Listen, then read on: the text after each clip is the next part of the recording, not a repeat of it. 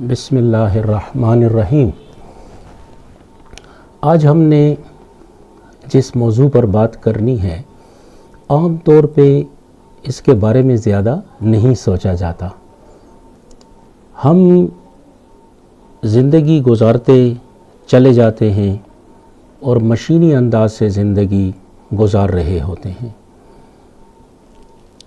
ہم اپنی عادات کے حوالے سے کبھی غور نہیں کرتے، ہمیں کچھ پتہ نہیں چلتا کہ ہماری عادات کیا ہیں، کیونکہ عادت جو ہے یہ دراصل آپ یوں سمجھیے کہ یہ آپ کے رویوں کا تسلسل ہے۔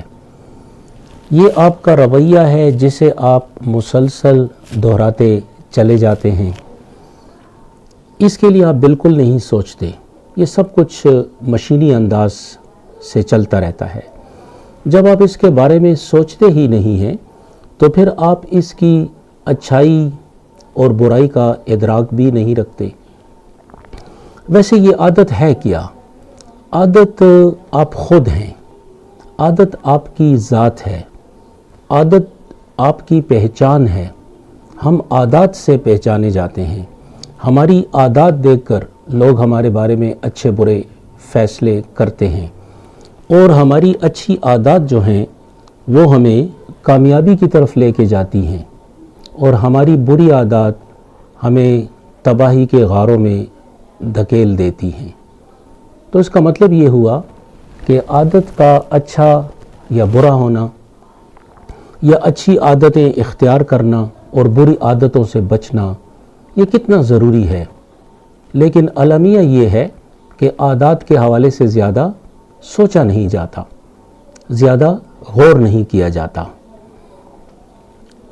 مثال کے طور پہ آپ دیکھیں، بری عادات میں رات کو دیر سے سونا اور صبح دیر سے اٹھنا ہے۔ یہ اچھی عادت نہیں ہے، یہ آپ کی صحت کی تباہی بھی ہے اور آپ کی زندگی کو ناکامیوں کی طرف لے جانے والی عادت بھی ہے۔ اور ایک اچھی عادت ہے کہ آپ صبح جلدی اٹھتے ہیں، ارلی ان دا مارننگ۔ جب آپ صبح جلدی اٹھتے ہیں تو آپ اپنی زندگی کے جو 24 گھنٹے ہیں ان کو آپ 25 یا 26 گھنٹوں میں تبدیل کر دیتے ہیں۔ آپ صبح 5 بجے اٹھے اور آپ نے کام شروع کر دیا، 9 بجے 8:30 بجے آپ نے آفس جانا ہے، لیکن آفس جانے سے پہلے آپ 2-2.5 گھنٹے کام کر چکے ہیں۔ تو اس طرح آپ کے 24 گھنٹے جو ہیں وہ تبدیل ہو چکے ہیں اس وقت 25 یا 26 گھنٹوں میں۔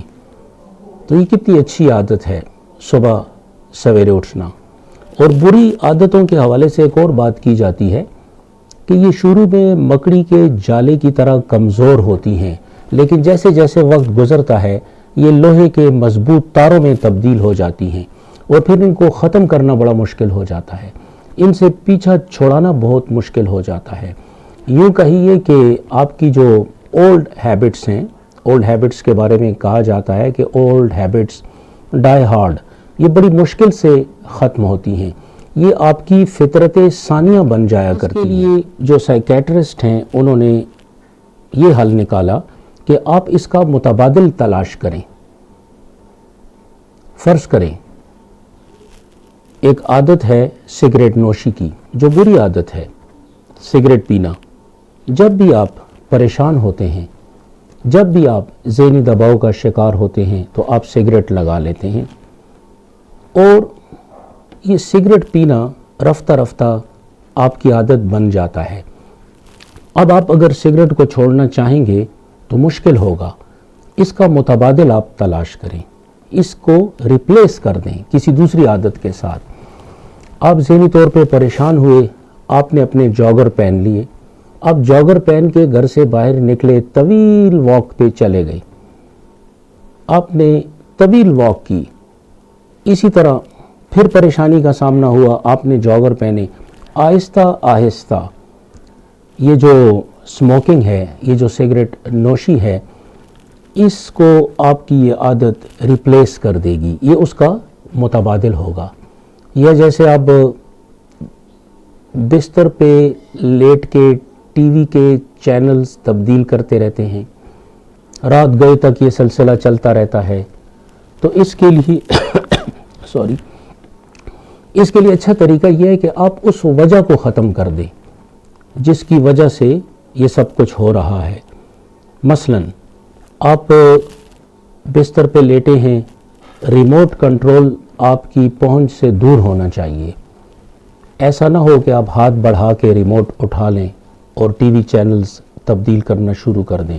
جب ریموٹ آپ سے دور ہوگا تو آپ آنکھیں بند کر کے سونے کی کوشش کریں گے، یعنی اس کا مطلب یہ ہے کہ آپ وہ وجہ ختم کر دیں، وہ وجہ ختم کر دیں جس کی وجہ سے آپ کسی بری عادت کا شکار ہیں۔ یا آپ صبح دیر سے اٹھتے ہیں، جب آپ صبح دیر سے اٹھتے ہیں تو اس کا مطلب یہ ہے کہ آپ رات کو دیر سے سوتے ہیں۔ آپ رات کو دیر سے سونا ختم کر دیں تو ارلی ان دا مارننگ آپ کی آنکھ کھلے گی، یہ عادت بھی ختم ہو جائے گی۔ تو آپ نے اس کی وجہ کو ختم کرنا ہے۔ پھر اس کے بعد یہ جو اچھی عادات ہے، مثال کے طور پہ صبح سویرے آپ سیر کے لیے نکلتے ہیں، اس کے لیے اگر آپ اپنے لیے دوست چن لیں، دوستوں کی رفاقت اختیار کریں۔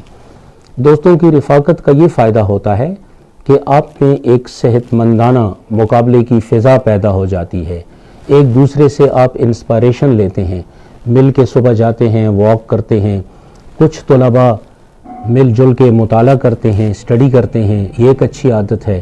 اس سے بھی ایک دوسرے سے بہت کچھ سیکھا جا سکتا ہے، ایک ماحول سا بن جاتا ہے۔ پھر اس میں ایک دوسری بات یہ ہے کہ بری عادات سے چھٹکارا حاصل کرنے کے لیے اچھے دوستوں کی صحبت کا اختیار کرنا بہت ضروری ہوتا ہے۔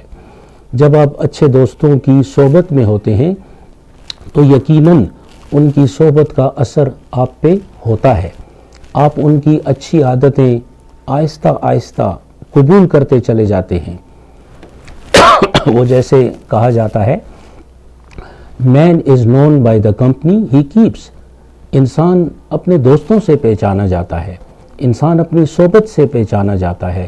جن لوگوں کی صحبت میں آپ رہتے ہیں ان کی اچھی عادات آپ ضرور قبول کرتے ہیں، وہ اچھی عادات بھی آپ کی شخصیت کا حصہ بن جاتی ہیں۔